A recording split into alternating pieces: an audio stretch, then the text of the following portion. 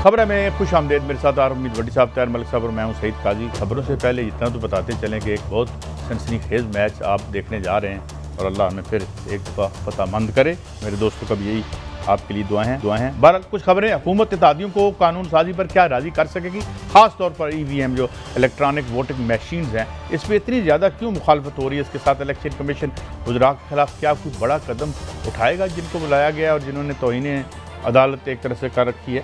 इसके अलावा गाड़ियों की कीमत में मुसलसल इजाफा क्यों हो रहा है, ये ख़ास तौर पर आज हम डिस्कस करेंगे कि क्या हम गाड़ियाँ बनाते हैं या असेंबल करते हैं, और ज़्यादा हमारा जो पैसा है, जो हमारा फॉरेन एक्सचेंज है, वो किस में खर्च होता है, इम्पोर्टेड गाड़ियों से या यहाँ बनाने में। इसके साथ ट्राइका प्लस का जो यहाँ पे पाकिस्तान में अफगानिस्तान के हवाले से रूस, चीन और पाकिस्तान की जो बड़ों की मीटिंग हो रही है, क्या तब्दीलियाँ लेके आएगी। बड़ी साहब, अरे EVM जो है, इस पर हम बात करते हैं। कोई हर्ज है इलेक्शन अगर शफाफ हो जाए, ये कोई मशीन बता दें कि जनाब ये मशीन हमें चाहिए, ये नहीं चाहिए, क्या ख्याल है? बिस्मिल्लाहिर्रहमानिर्रहीम। एक तो कादी साहब, आपको याद है जब इमरान खान साहब ने, प्राइम मिनिस्टर साहब ने इस्लाहत का तो सबसे ज़्यादा मैंने तारीफ़ की, ये इस 22 करोड़ आवाम पर एहसान होगा अगर ले आए इलेक्ट्रॉनिक मशीन से। लेकिन मुझे ये बताए, इन पर एतबार क्यों करे? डस्के के इलेक्शन की रिपोर्ट के बाद मैं भी अपोजिशन लीडर हूँ, मैं कहूँ यार पहले इनको जिम्मेदारों को सजाएं दें। देखें ये माजी में क्यों नहीं मानते, इन्होंने 25-25, 20-20 हज़ार वोट बनाए हुए हैं जाल साहब। दोनों आप पहले बाजी वालों की बात, माजी की, मैं नून लीग का नाम वो भी यही और ये भी वही, नून लीग और पीपल्स पार्टी, ये तो अभी आया है ना, अभी तो ये आगे करेंगे। पहले खबर थी 40 लाख शनाख्ती कार्ड जाली सिंध में जो बात हुई, और वो आम चीजें हैं। कई सब इमरान खान का ये बहुत बड़ा स्टेप है अगर वो इस्लाहात ले आते हैं, लेकिन वो बंदा इस्लाहात को थोड़ा सा, मुझे एक मेरा क्वेश्चन आ गया जब से इलेक्शन कमीशन की रिपोर्ट आई है। डस्का इलेक्शन में AC का दफ्तर, जो सरकारी दफ्तर है, जो पब्लिक सर्वेंट है, उसके दफ्तर में धांधली की प्लानिंग हो रही। लाहौर से अहम तरीन शख्सियत, लेकिन फायदा तो कुछ भी नहीं हुआ उसका, सीट तो लूज कर दी। देखो इसी को कहते हैं 100 गंडे भी थे 100 लितर हुई। धांधली तो की गई ना। अगर आपने कामयाब नहीं हुए और धांधली की रिपोर्ट आ गई है कि ये लोग इस प्लानिंग में शामिल हैं, कम से कम उन्हें सजा तो दी जा सकती है कि कई सब नहीं देनी चाह सकती। बिल्कुल देनी चाहिए। देखिए नून लीग पीपल्स पार्टी अंदरून सिंध जिसको चाहती है कामयाब कराती है। वो नहीं चाहेंगे इलेक्शन इस्लाहत हो, शफाफ हो, लेकिन वो बंदा वज़ीर आज़म जिसने 22 साल जदोजहद की है, उसने अपनी ही उसकी हुकूमत में। ये एक भट्टी साहब, चले इस पे हम बाद में जब तहकीकात होगी तो देखेंगे क्या PM साहब ने ऑर्डर किया था या नीचे वालों ने ये सब कुछ करवाया था। इत्तेहादियों के क्या प्रॉब्लम है? देखें कादी साहब, एक ख्वाब सुनावा मदीने दिया हवावा। आपको याद होगा चेयरमैन सेनेट के खिलाफ में आई, 66 बंदे अंदर जाके 51 रह गए। मलिक साहब याद है? याद है। इमरान यूसुफ रजा गिलानी साहब इलेक्शन लूज कर गए तो इत्तेमाद का वोट मिल गया। अब कल शिकस्त फाश हो गई। क्या वजह है? कोई तो है जो सीट पे बैठा बेइख्तियार है इस वक्त, कोई है जो निज़ाम हस्ती चला रहा है, वो ही खुदा है। नहीं भट्टी साहब, फिर एक बात हुआ, कोई तो है जो निज़ाम हस्ती चला रहा है। अगर तो इमरान खान के पास इख्तियार, क्योंकि जिम्मेदारी इख्तियार से होती है, अगर उसका इख्तियार ही नहीं है तो जिम्मेदारी क्या उसकी? नहीं, क्यों? तो फिर इख्तियार छोड़ दे। मेरे पैसों से वो जिस हेलीकॉप्टर पे जाते हैं ना, उनके घर अभी जाएं तो 2 हेलीकॉप्टर खड़े होते हैं, हजारों मुलाजम होते हैं। इन हालात में भी करोड़ों रुपए सिक्योरिटी लगती है। गो के मियाँ नवाज शरीफ ने तो अन्ने वहाँ लुटिया ना, 5-5 बना लिए। लेकिन अगर इख्तियार नहीं है, आप वज़ीर आज़म में आप जवाबदेह है, आप फिर बने क्यों वज़ीर आज़म? ये प्रोग्राम आप कर रहे हैं, चला रहे हैं ना, आपकी जिम्मेदारी है, इसे आपने बैलेंस करके चलाना है। हुकूमत एंजॉय करने का नाम नहीं है, डिलीवर करने का। असम्बलियाँ कानून साजी के लिए, पहली दफ़ा कानून साजी होने लगी थी तो हुकूमत भाग गई। मैंने लफ्ज़ ये नहीं कहा कि पीछे ले लिया। 2 घंटे आप मीटिंग में कहते हैं जहाज के लिए तैयार हो जाओ, खुदा ना खास्ता इस्लाम और कुफर की जंग हो रही है, अल्लाह ना करे। कुछ देर बाद आपका मिनिस्टर इंफॉर्मेशन करता है कि मोहर हो गया। परवेज़ इलाही साहब ने इनकार कर दिया, MQM ने इनकार कर दिया। उन्होंने कहा भाई हम आपके इत्तेहादी हैं, आपसे कुछ चंदा लेने तो नहीं आए, इतनी बड़ी रिफॉर्म्स ला रहे हैं, आपने हमें लूब में नहीं लिया, इत्तेमाद में नहीं लिया। कम आप 2-4 महीने पहले बात करें, उनको बुला के दिखाएं। तो दोनों ने निकल गए। दरअसल जिहड़ा बचाता रहा ना वो अजकल आप बचने की कोशिश कर रहे हैं। मेरा दोस्त है बेचारे पैंचर की दुकान है, उधर कारपोरेशन ना उसने सर्वे शुरू कर दिया। मैं उनकी बात कर रहा हूँ, कहीं इसको अपनी मर्जी से ट्विस्ट करने। इन प्रिंसिपल अगर शफाफ इलेक्शन हो तो इस पे तो किसी को इतराज़ नहीं होना चाहिए। काजी साहब देखिए हम कंफ्यूज कहाँ पे हैं। यहाँ तो आप कह दें कि ये सल्तनत मुगलिया और ज़हीरुद्दीन बाबर हुक्मरान है, वो वज़ीर आज़म है, जो मर्जी करे, this is one way to go. दूसरा है कॉन्स्टिट्यूशन। आपके कॉन्स्टिट्यूशन में बिल्कुल क्लियर लिखा है कि इस तरह की कोई चीज़ जो तब्दीली होगी वो इलेक्शन कमीशन का काम है, ये हुकूमत का काम नहीं है, नंबर 1। नंबर 2, आपके इलेक्शन कमीशन ने इस सिस्टम पे एतराज़ किया, ये मैंने नहीं किया, ये भट्टी साहब ने नहीं किया, आपका सिस्टम कह रहा है कि उन्होंने कहा ये हमारे लिए फ़ायदा मंद नहीं। नंबर 2।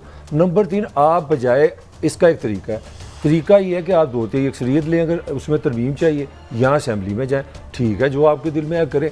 ना आप असेंबली में जा पा रहे हैं, ना आप पाकिस्तान का आइन फॉलो कर रहे हैं, यही कन्फ्यूजन है सारा। नहीं देखें, ये फिर क्या इत्तेहादी भी कहीं से डिक्टेशन ले रहे हैं? डिक्टेशन क्या, आपके जो भट्टी साहब ने आपको थोड़ी सी खबर तो दे दी है, मैं थोड़ा उसको एक्सप्लेन कर देता हूँ। आजकल तो पड़तू पड़े हैं हुकूमत को, वो जो इस्लामाबाद के पास एक शहर है, इतने वहाँ पे फ़ोन करते हैं कि भाई आओ हमारी को जान छोड़ाओ, हमारी को मदद करो। वो कहते नहीं भाई अब आप बड़े हो गए, हम 3 साल के हो गए, अब आप खुद ही सारा कुछ करें।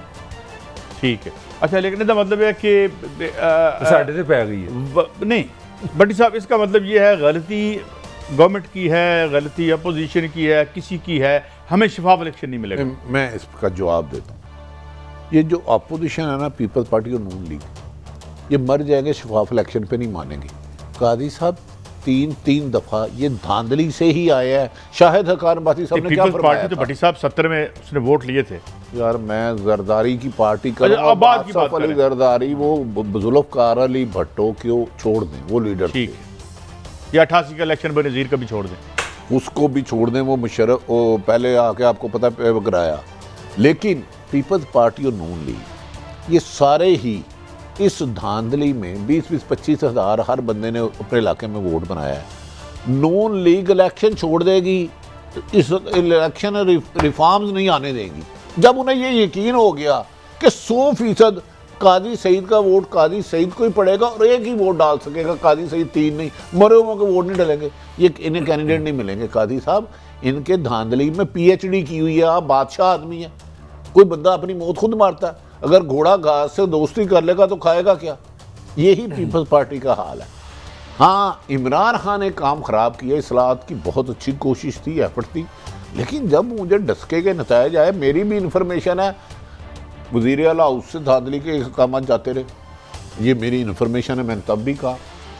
एक हमारा दोस्त है, अब अंदाज़ा करें उस वक्त के DC को इन्होंने अरेस्ट क्यों नहीं किया। काई सब 3 मिनट मुझे पता है आपके कीमती हैं।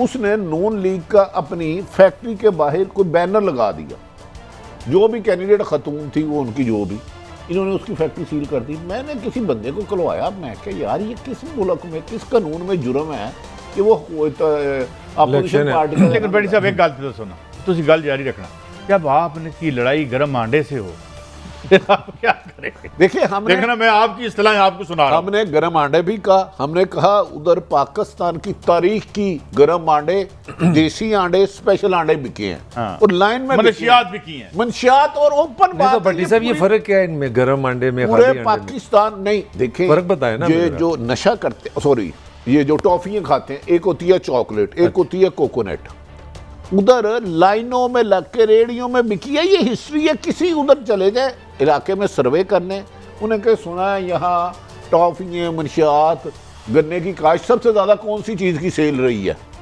वो आपको बता देंगे।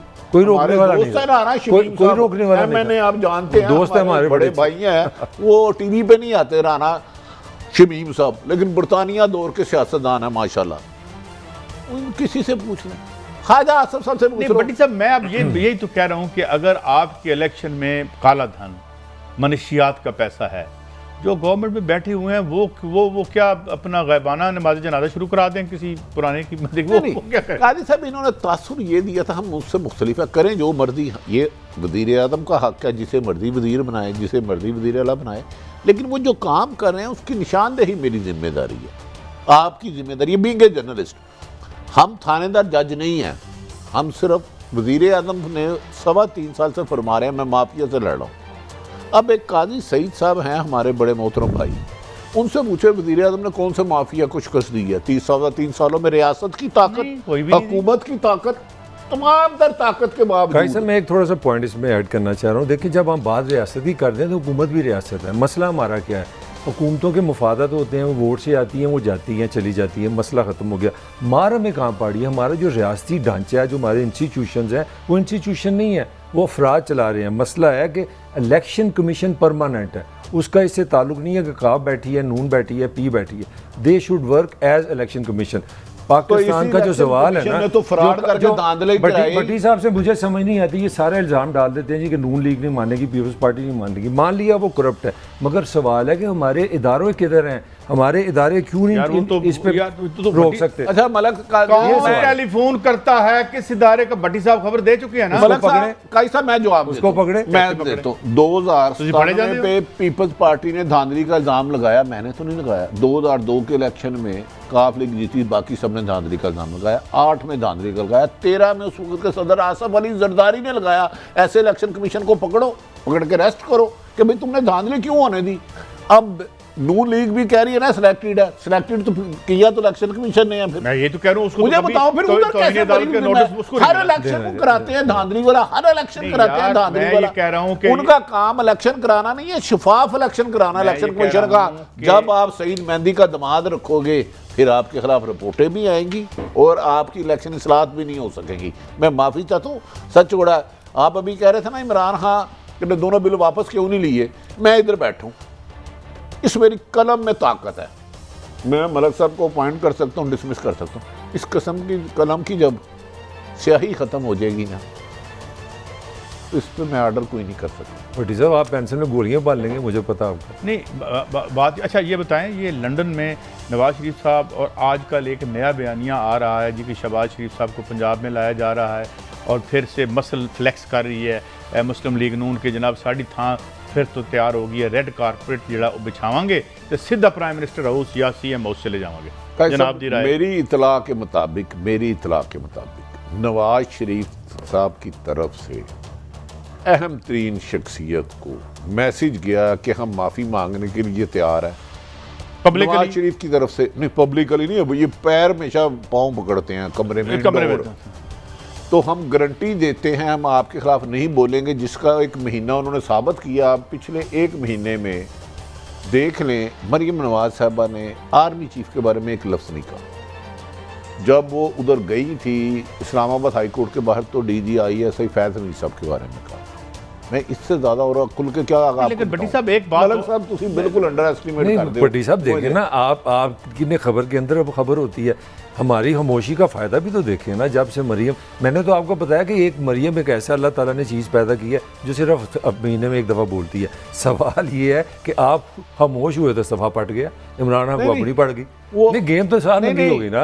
काजी साहब देखें मैं वो इमरान खान ने खुद पलटा, वो इसलिए फटा है और PDM नाकाम हो गई, पीपल्स पार्टी नाकाम हो गई, नवाज शरीफ मुल्क से भागना पड़ा। यार ये देखें कि बहादुरी वजीर जेल से क्रेडिट है ना, हवाई जहाज से जेल से बहाना बना के हुई मैं मर गया। जो आप बचपन में होते थे, मुझे एक दफ़ा आपके बड़े भाई सुना रहे थे कि काजी सईद ने जब स्कूल नहीं जाना होता था तो रात को ही अम्मा पेट ही बड़ा दर्द हो रहा है, अम्मा जी आओ स्कूल के टाइम के बाद ठीक हो फिर सुबह स्कूल के ऊंची ऊंची चीजें मारनी, वालदा ने कावा बनाना, बीच में नींबू डालना। एक बात ऐसे स्कूल का टाइम गया तो ये ऐसे प्लेटलेट थे। ये इतने इंटेग्रिटी वाले लोग हैं और इतनी इनकी इंटेग्रिटी है बड़े मियाँ साहब की और मरीम साहबा की, जब ये कह देते हैं कि हम आपके खिलाफ नहीं बोलेंगे और आप इनको प्राइम मिनिस्टर और CM बना देते हैं, ये तो बिल्कुल इस पे कायम रहेंगे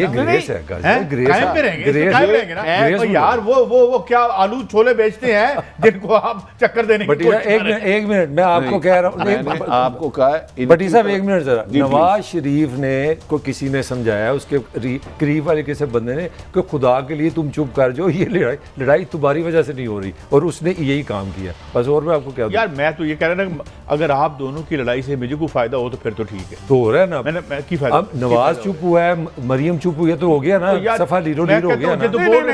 मलक साहब देखे, कौन सा को हमारा हिल रहा था जब ये जर्नलों को ये 2-3 इशारतन खबरें दी कि बैठे अचानक चेयरमैन सेनेट बच गया, 56 लोग 51 रह गए। इलेक्शन में अदम एतमाद पूरा नहीं हो सकता था, राजा रियाज था, 5-6 बंदे स्लिप हो गए थे। वो वैसे जब कैमरे भी पकड़े गए थे वहाँ पे देखें ड्रोन, उसके बाद अब कुछ चीज़ें हिली है, इसमें पीडीएम का कोई कमाल नहीं। इमरान खान साहब के नादान दोस्त उन्हें गलत रास्ते पे ले जा रहे हैं। जब आप ऐसे काम करेंगे कि मार्च में एक अहम तरीन शख्सियत जाके कहती है सर ये बड़े एलिगेशन लग रहे हैं तो ये बेहतर कर लिया जाए, इसमें बुराई आप उनको टाल दें, अप्रैल आ जाए, मई आ जाए, जून आ जाए, जुलाई आ जाए, फिर आप कहें नहीं यार मेरा दोस्त है इसको पिंडी रास्ते में उतार दो, वो कहे नहीं दिस इज नॉट फेयर। भट्टी साहब को पंजाब का भी तो वादा था, नहीं होती भट्टी साहब ठहरे भट्टी साहब खबर कंफर्म कर, एक पंजाब का भी तो वादा किया था हमने। नहीं मैं अर्ज करने लगा, नहीं वो बताए ना, वो भी वादा किया। इमरान खान साहब, मैं पहले दिन से कह रहा हूँ कि पीडीएम उसकी ना प्रॉब्लम थी ना है, लेकिन इमरान खान साहब खुद इतनी गलतियां कर रहे हैं, कादी साहब इतनी गलतियां कर रहे हैं। अब मुझे बताएं, आप साहिब इल्म हैं, इत्तेहादी जमातें उनकी अच्छी बुरियां हम नहीं कहते, जब आप किसी से इत्तेहाद करते हैं उसके वोट से आप वज़ीर आज़म बने हैं, आपने अगर रिफॉर्म्स लानी है अच्छी बात है, लाएं, इस्लाहत ले आए, तो ये कौम पर एहसान है। उनको 2-4 महीने पहले एतमाद में ले लेते, जब एक दिन पहले आप बुला के शाइया दें और मैं कहूँ जी मलक साहब इधर वोट आपकी बात कर रहा हूँ कि अच्छी इस्लाह हुई है, आपके लिए अच्छी खबर है कि देखें हुकूमत ने कितना काम किया। लोग तंग थे महंगाई से, हर हफ्ते ना इदारा शुमारियात एक लिस्ट दे देता, ये चीज़ महंगी, ये चीज़ महंगी। इमरान खान साहब ने उसका मसला हल कर दिया, महंगाई ख़त्म कर दी। उन्होंने कहा ये वीकली रिपोर्ट अब बंद कर, तो आपकी महंगाई का मसला हल हो गया, वो इस्लाह उन्होंने कर दी। अच्छा फिर मैं बताऊँ, वो उस पर हमने आना है बाद में। लो मैं एक, मुझे याद नहीं आ रहा, एक पता नहीं ख्वाब है या क्या है, कल रात कोई 9 बजे के बाद एक शख्सियत अपने आप पे से बहुत बाहर हो गई, तो बहुत सख्त अल्फाज इस्तेमाल किए, अनबिलीवेबल अनबिलीवेबल अनबिलीवेबल।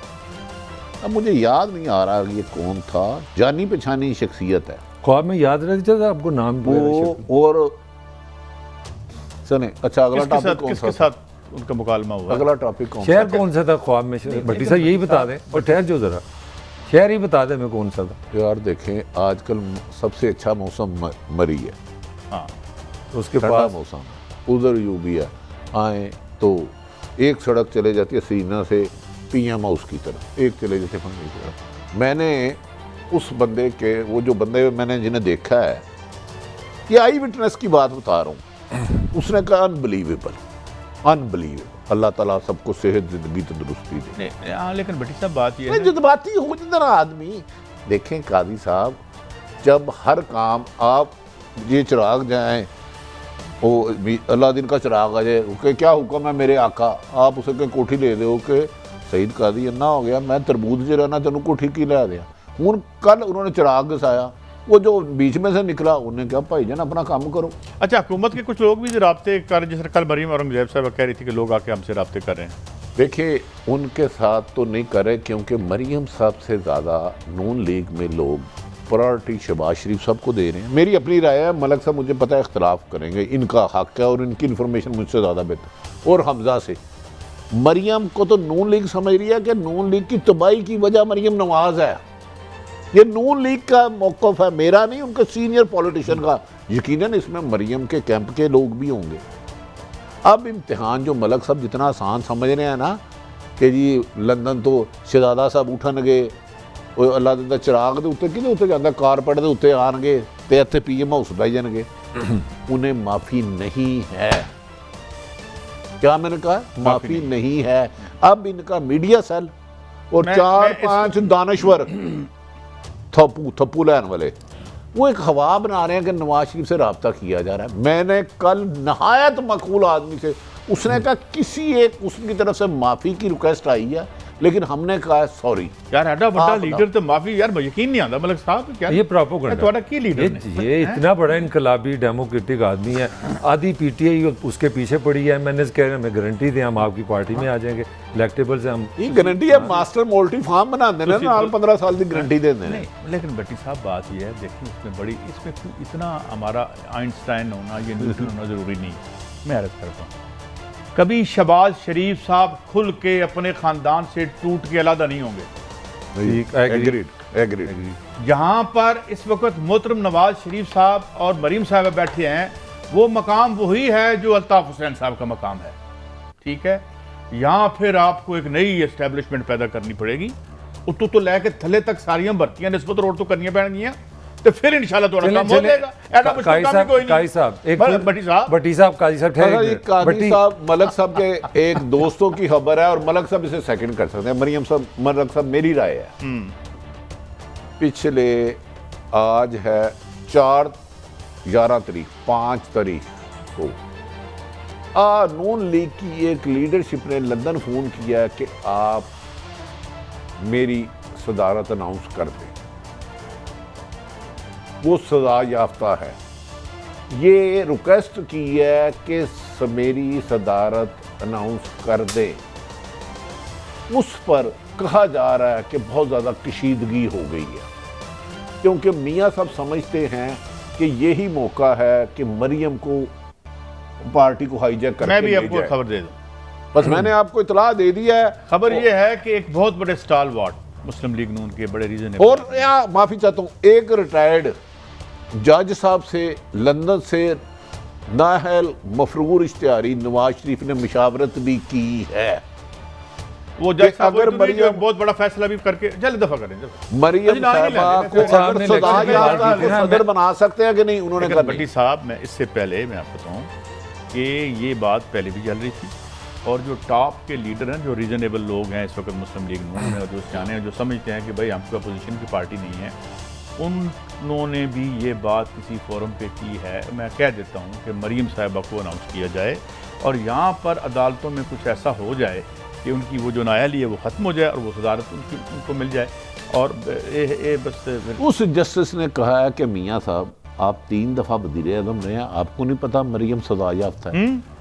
उन्होंने कहा कि आपको नहीं पता मरियम सजा याफ्ता है, आप उसको कॉन्स्टिट्यूशन के मुताबिक सदर नहीं बना सकते, आप खुद भी जो कायद है वो आइन में नहीं है। अच्छा भट्टी साहब, थोड़ी सी बात में भी खबर है आपके पास, ये मुस्लिम लीग नून की पॉलिसी है, ये जो आगे अगर ये धरना हुआ या लॉन्ग मार्च हुआ तो उसको लीड करेगी, सारी तकरीरें मरियम करेगी।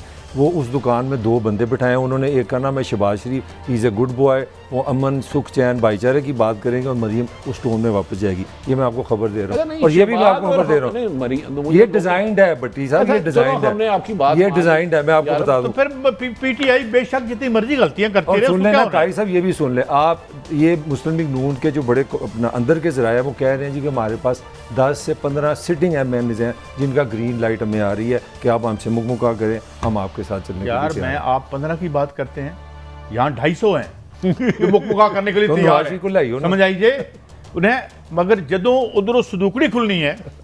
अच्छा काजी साहब, मैं मलक साहब को प्रोग्राम के नाते ऐसे रिपोर्टर खेलते हैं, चैलेंज कर रहा हूँ, इनकी बात गलत है, इन्हें कहें अगर इतनी अक्सरियत है, उन्हें ये भी कह रहा है, ये र्यूमर्स उड़ा रहे हैं कि अदालतों से रिलीफ मिल जाएगा, नाहली खत्म हो जाएगी।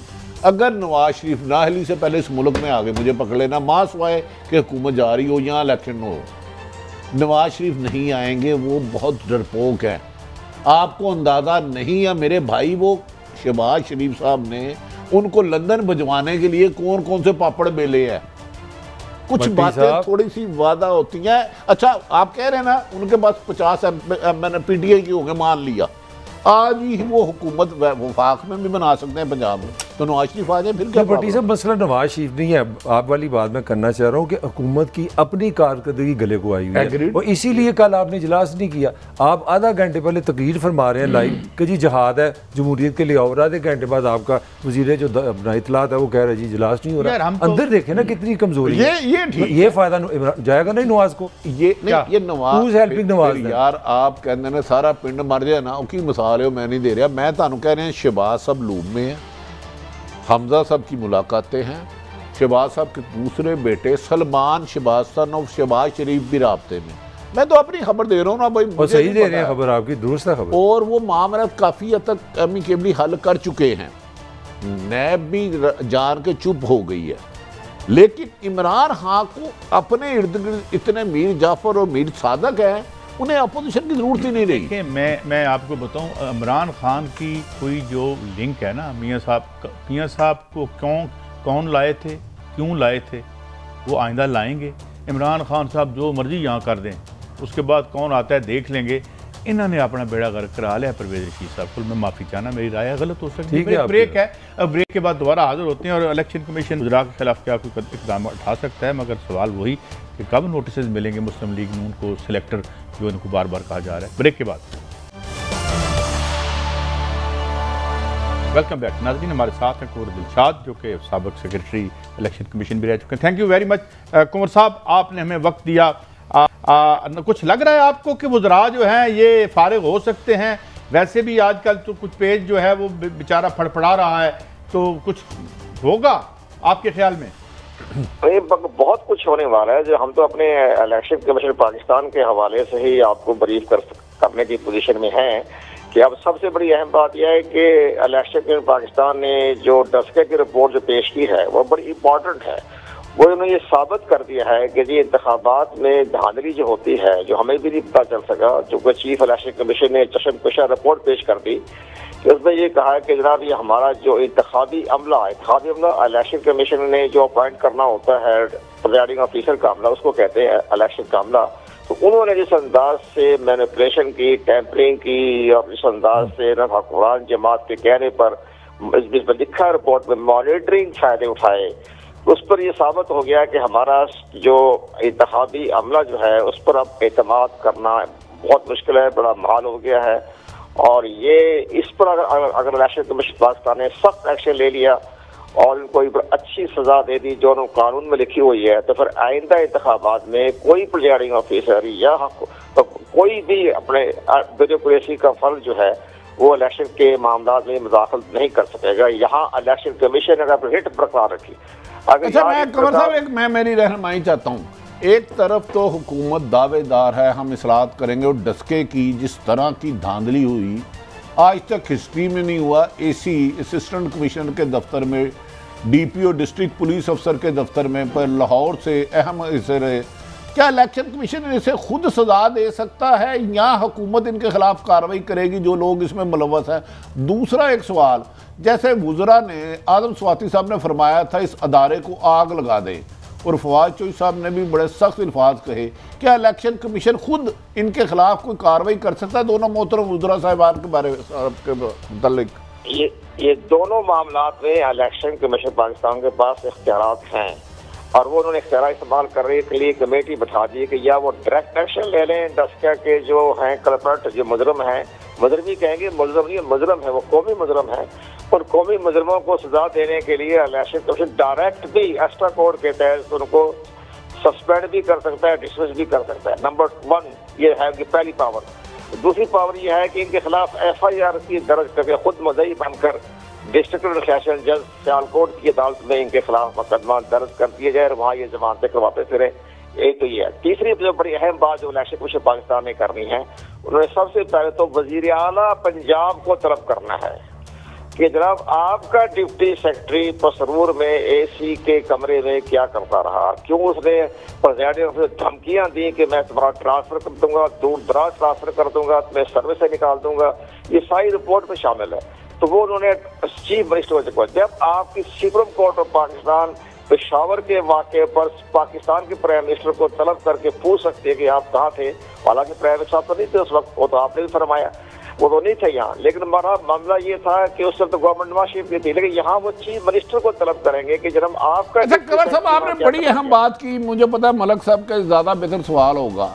अगर उस डिप्टी सेक्रेटरी ने कह दिया मुझे CM ने कहा था और आई विटनेस भी आ गए, एविडेंस भी आ गए, तो क्या इलेक्शन कमीशन चीफ मिनिस्टर के खिलाफ लीगली कोई काम कर सकता है? हमारी इतलात है कि लाहौर से ऑर्डर जाते नहीं हैं सारे, लाहौर में 2 मीटिंगें भी हुई हैं डस्के के सिलसिले में। अब अगर डिप्टी सेक्रेटरी अली बास जो है वो मसूद महमूद की तरह वायदा माहवा बन जाता है तो वज़ारत आला जो है वो खतरे में पड़ जाएगी। इलेक्शन कमीशन की सूबाई असम्बली की मेंबरशिप जो है वो कालदम करार दे सकता है। कंवर साहब, मैं आपसे एक आपकी मौजूदगी का फ़ायदा उठाना चाह रहा हूँ। 3 साल हो गए हैं, हमें हर बार सुनते हैं, हम जर्नलिस्ट हैं, कि जी वो PTI का जो फॉरेन फंडिंग का केस है जिसमें चेयरमैन जो पार्टी है उन्होंने लिखा कि हमारे 9 अकाउंट्स हैं और स्टेट बैंक ने कहा है शायद 25-26 है। मेरा सवाल ये कि 3-4 माह बाद एक इशू बन जाता है, जी वो केस आ गया, ये पार्टी पे पाबंदी लग जाएगी, फिर 3-4 महीने खामोशी हो जाती है। ये इसकी टेक्निकल क्या रीज़न है? क्या इतना टाइम जो ले रहा है इलेक्शन कमीशन, ये प्रोसेस है या हमें समझने में कोई दिक्कत हो रही है? जहाँ आपको ब्यूरोक्रेसी की खिदमत आप हासिल करेंगे तो वो उसको जो हुक्मरान जमात होती है उसके मामलात में वो मुदाखल करके उसको डिले करवा देते हैं। अब ये जो स्कूटनी कमेटी बनी हुई है, इसमें ऑडिटर जनरल ऑफ पाकिस्तान के 2 सीनियर अफसरान की खिदमत हासिल की गई थी। तो आप हैरान होंगे कि वो दो जो senior officer auditor general Pakistan वो कमेटी में नहीं आते थे। वो ऑडिटर जनरल पाकिस्तान को अपने कामों में कहते अपने दफ्तर काम करें, हमारे पास वक्त नहीं है। वो आप यकीन जाने कि उन्होंने तकरीबन 6 महीने 8 महीने 1 साल ज़ाया किया। तो वो अब जो मामला जो है थोड़ा सा ये हो गया है कि अब उनको डेली जो है वो स्कूटनी कमेटी में बैठे काम कर रहे हैं, और ये भी इसका रिजल्ट भी दिसंबर के पहले दूसरे हफ्ते तक फाइनल हो जाएगा और मंथ के इंजाम तक पहुंच जाएगा। ये जहाँ ब्यूरोक्रेसी आएगी वो आपको काम ही करने देगी। अब इस लिहाज से अब यहाँ भी इलेक्शन में सोच रहा है कि हम डायरेक्ट डिस्ट्रिक्ट सेशन जज की अदालत में मुकदमा दर्ज करें या एक्स्ट्रा कोर्ट के तहत इनको हम सस्पेंड कर दें या सर्विस से कुंवर साहब, एक और सवाल मैंने लास्ट टाइम भी पूछा था अपनी, आई वुड लाइक कि आप मुझे एनलाइटन करें इस पे।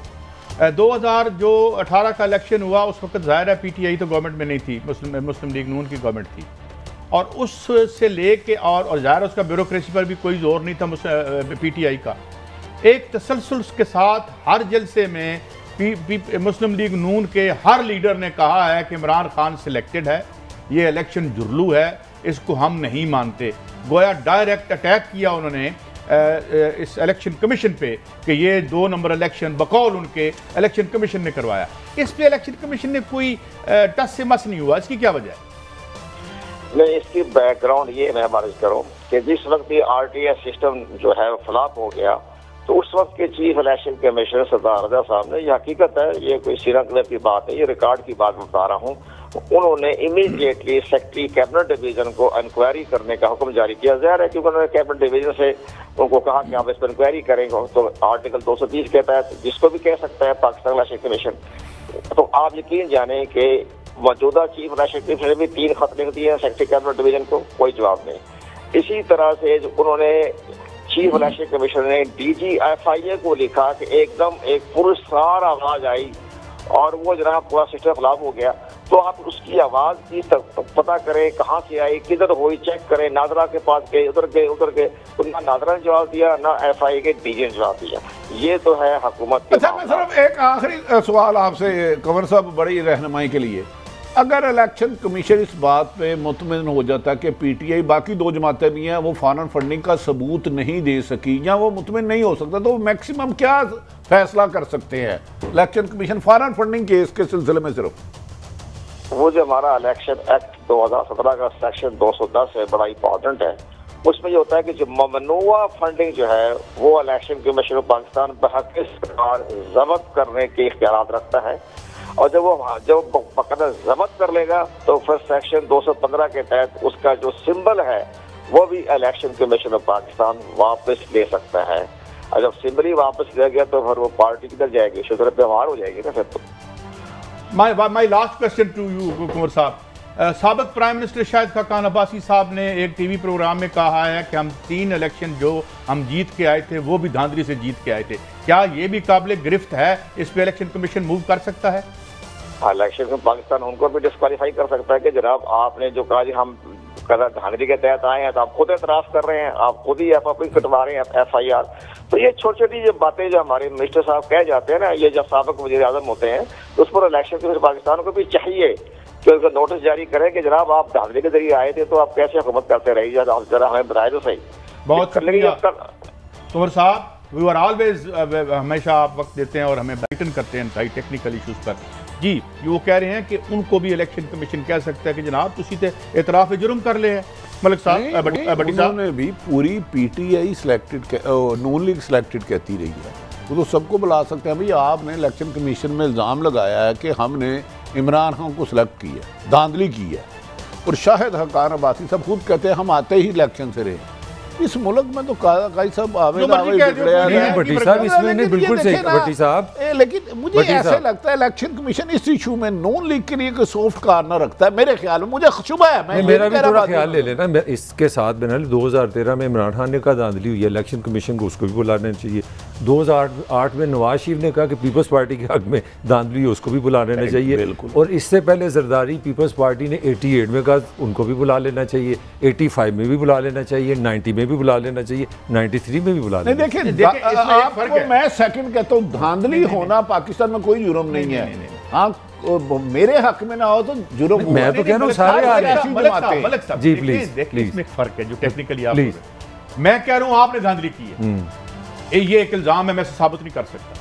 वो कह रहा है मैं धांधली से आया हूं, मेरा प्राइम मिनिस्टर 3 दफा धांधली से आया है, वो खुद इतराफ कर रहा है। ठीक है, इतराफ पे सजा तो देनी फिर चाहिए, ये केस मैं- होना इससे चाहिए, difference। होना आप चाहिए। नहीं तो फिर No क्या debate, आप no chief debate। Election commission को ये कहते हैं कि एक एक्स प्राइम मिनिस्टर खुद कह रहा है हम धांधली से भट्टी आए, तो साहब, उसके खिलाफ आप कार्रवाई साफी हैं, करनी मेरा एक चाहिए। फिक्र ले लें। आप अपनी ईमानदारी से 1 करोड़ दफ़ा मैंने एक बात सुनी है सियासतदानों से, जर्नलों से, प्रेसिडेंट से, प्राइम मिनिस्टर से कि इस मुल्क में 70 के अलावा कोई इलेक्शन फेल नहीं हुआ। फिर साहब को बुला लें, काजी साहब, करें फिर मलिक साहब साहब, को। फिर मेरी एक गुजारिश है, काजी साहब ने एक इल्जाम लगाते हैं तूने चोरी, एक बंदा मैं इतराफे जुर्म कर रहा हूं कि मैं धांधली से आता रहा हूं, उसके बाद तो देखिए ना, एक इल्जाम है ना, हाँ। एक इल्जाम है, एक कन्फेशन है, इतराफ जुर्म है, तो होना चाहिए, एक्शन होना चाहिए। इतराफ आई जुर्म एम है। नॉट सेइंग अच्छा, दैट। तोशा खाने का की बने जी? तोशा खाने में आज तोशे इस्लामाबाद- खाने का आप लोग नवा बोले- लाया बहाना उन्हें दसनगे। मैं बताता हूँ आपको, वो इस्लामाबाद हाई कोर्ट ने बड़ी एक सेंसिबल बात की, कोई इतनी मतलब कुछ संजीदा बात नहीं। उन्होंने कहा यार ये तोहाइफ जो हैं ये आप क्यों नहीं एक म्यूजियम होना चाहिए, पाकिस्तान को मिलते हैं। देखिए भट्टी साहब, आप एक आरफ हमीद भट्टी हैं, आप एक चैनल के हेड हैं, तो अगर मैं कोई चीज़ आपको चैनल हेड देता हूँ तो वो GNN की बनती है। GNN की मान, अगर वो मैं आप मेरे दोस्त हैं, भाई हैं, अगर मैं आपको एक चीज़ दूँ वो आपकी है, तो उन्होंने एक सिंपल एक प्यार से, एक अकल की एक बात की है कि यार इसको छुपाने की क्या सेंस है। आपको जो तोहफे मिले हैं अमेरिका से मिले, कुवैत से मिले, जापान से मिले, चाइना से मिले, ये पाकिस्तान का तोहफा है, आप किसी म्यूजियम में रखें और ये लोगों को एक प्राइड आएगा कि यार ये मेरे मुल्क के वज़ीर-ए-आज़म को ये तोहफा मिला।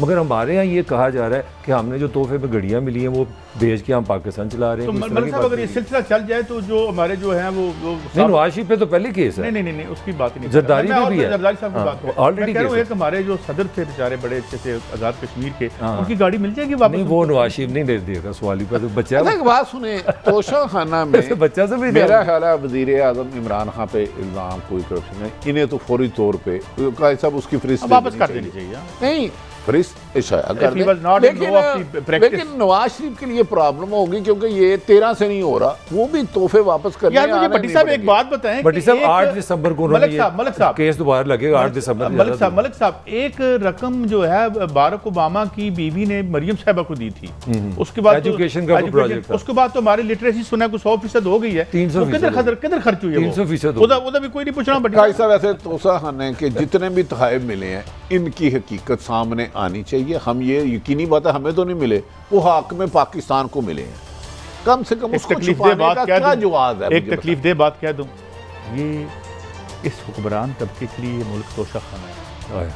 हाय हाय हाय। मैं आपको कुछ बताऊं, शहर दे लोग भी ये तोशा खाना है, इथों लुटते ने। भाई साहब उदास कर दिया आपने। मैं आपको बताऊंगा, उदास ये कर इन्होंने दिया। तोशा खाना समझे हुआ हमें। ऐसे ही। इलाज कोई नहीं, तालीम कोई नहीं, हाउसिंग सोसाइटी कब्जा ग्रुपों के पास, ठेकेदार फ्रेंडली जमहूरियत वैसे कहता हूं। ये शिकार का दुनिया की क्या है यार, काजी क्या साहब, है? ये अब शिकार तोशा का- खाने आए, हाँ, सानू भी चुक के बेच दियो। ये शिकार का बनी है नहीं, इन्होंने इंसान बेचे अमेरिका को दिए हैं, आहो, अगर ये डॉलर आहो। हो। क्या नाम सदर था? लगारी साहब को अल्लाह क्रेडिट रहम करे, पाकिस्तान सदर में लगारी साहब को FIA ये शरफ पकड़ता हासिल था है। सऊदी अरब में, जब ऊँटों की रेस होती थी ना, इधर बच्चों को स्मगलिंग करा के लेके जाते थे। हम तो कीड़े मकोड़े हैं यार, ये मुल्क इनका, शराफिया का जो लीडर ने जो कैप्चर किया हुआ, ये मुल्क इनका है काजी साहब। बाकी 90-95% अवाम की ना कोई राइट्स है। अच्छा, मैं एक आपसे ना यार प्यार। एक हमारा सेगमेंट है कहीं बीच में रह जाएगा। मैं जब देखता हूं कि हमाद अजहर साहब फरमाते हैं कि हमारे इतने मोटरसाइकिल बिके, फिर विच इज अ डिसग्रेस। वो ऑफ वो कोर्स इसलिए कि ये अभी मैं खुदा की कसम में अभी आ रहा था यार, कोई 5 खानदान के बंदे एक मोटरसाइकिल पे बैठे हुए थे और मैं इतना डर डर के गाड़ी चला रहा था कि यार उनको अच्छा मैं थोड़ी सी मैंने- वजाहत कर दूं, अभी आपकी ब्रेक आ रही है। अच्छा। इस ब्रेक के बाद हम बात करेंगे कि हमारी ट्रांसपोर्ट की क्या पॉलिसी है, ये कारों के नाम पर जो फ्रॉड हमारे साथ हो रहा है वो क्या है और असल कहानी क्या है इसके पीछे। एक ब्रेक के बाद वेलकम बैक। बट मैंने आगाज की थी आई थिंक इसे डिसग्रेस कि हमारे बच्चों को, बेटियों को 3-3 बच्चे मोटरसाइकिलों पे, और पतली सी उसकी वो टायर होता है, वेरी अनसेफ सवारी है ये, और इसकी कोई फिगर भी नहीं है कि इस पर कितने एक्सीडेंट्स होते हैं। हमने पब्लिक ट्रांसपोर्ट की हमारी कोई पॉलिसी नहीं है। पॉलिसी तो हमारी है, पैसा बनाओ। देखो हमने क्या किया, छोटी सी आपको खबर दूं, 5 सालों में ये जो ऑन जिसको बोलते हैं ना, जिसमें हमारे फेडरल मिनिस्टर ने 170 अरब रुपया ब्लैक बनी उधर चला गया, किसी को पता ही नहीं चला। $2 बिलियन US बनते हैं ये हासे में। मैंने टोटल ही नहीं है, 15,000 ज़्यादा दो, 30,000 ज़्यादा दो, $2 अरब अमीर लोगों ने। नहीं जी, मैं 5 साल पुराना रेट से बता रहा हूँ, $100 रुपये का जब डॉलर था, तो $2 बिलियन तो आपने अमीर लोगों के इस ब्लैक में बना दिया। अब गरीबों के साथ आप क्या कर रहे हैं? बड़ी खुशी से बताते हैं मोटरसाइकिल बड़ी बिक रही है, उसकी सिर्फ और सिर्फ एक वजह, बेरोज़गारी। इस मुल्क में कोरोना के बाद कोई सरकारी जॉब नहीं है, कोई डेवलपमेंट नहीं हो रही, इंडस्ट्री आप नहीं चल रही। एक बड़ा शोर डाला जी कि बड़ी वो कंस्ट्रक्शन चल रही है। कल कंस्ट्रक्शन वालों ने अखबारों में इश्तिहार दिए हैं कि 70% महंगाई हो गई है। अब हुआ क्या है, हर पूरे चेन जो है ना, जो मोटरसाइकिल में ऑनलाइन जो बिज़नेस है, उसके लिए गरीब लोग मजबूर हैं कि वो मोटरसाइकिल खरीद और अपना पेट भरे। और ये इतनी खतरनाक सवारी बढ़ने की वजह कोई इकोनॉमिक डेवलपमेंट नहीं है, मजबूरी है। साहब इसमें मैं कह रहा हूँ, कंस्ट्रक्शन का जो फ्रॉड ये हुकूमत कर रही है ना, ये ऐसा एक्सपोज होगा कि 50 लोग अंदर होंगे। कंस्ट्रक्शन हो रही है, जो अरबपतियाँ हाउसिंग सोसाइटी है वो बना रहे हैं। आज सीमेंट 140 रुपये है, ये 2 महीने पहले, सॉरी 240, 740, 2 महीने पहले 650 का था। सरिया रोज कीमत, ईंटें डबल ट्रिपल कीमत हो रही है। ये जो हाउसिंग सोसाइटी के है ना, जिसने 5 करोड़ का घर बनाया है, 7 का बेच रहा है, वो तो फायदा है। मलक साहब ने अपना एक घर बनाना है, घर के साथ एक कमरा बनाना है, इनके लिए बम शल है।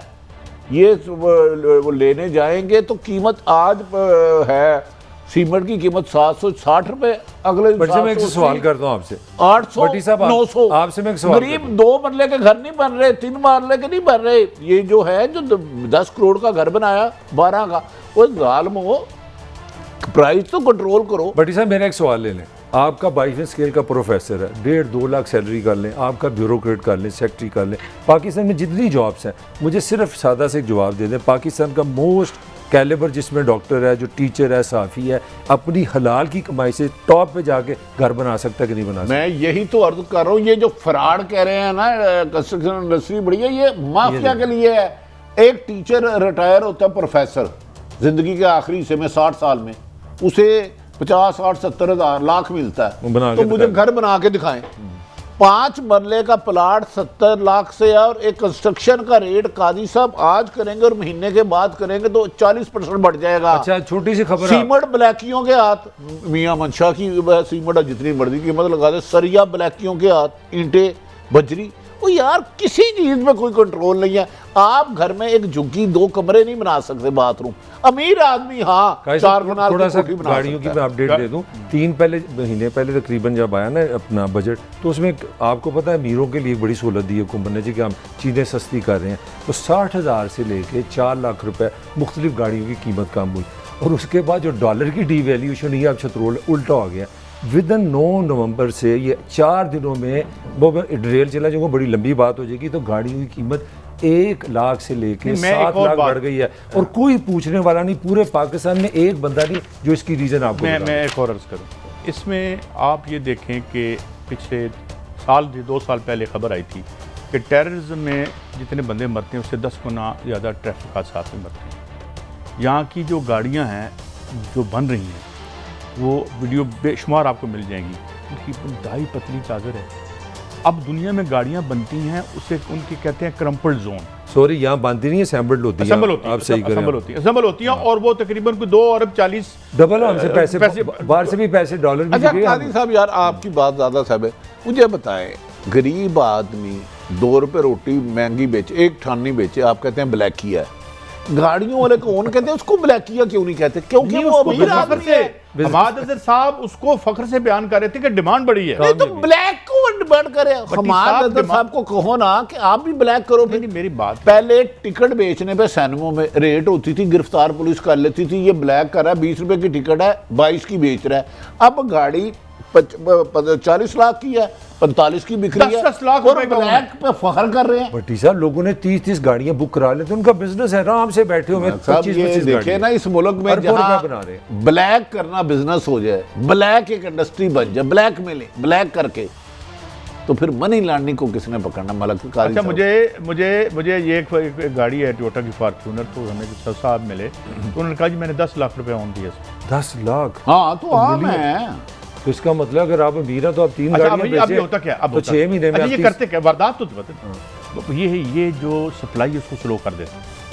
पहले उसकी ये अगर मिसाल के तौर पे एक तो मैं ये बता दूं कि जो इंपोर्टेड गाड़ियां हैं जिनको उन्होंने बंद कर दिया है और जो अब गिफ्ट स्कीम के तहत रिकंडीशन भी नहीं देते, जमीन आसमान का फर्क है।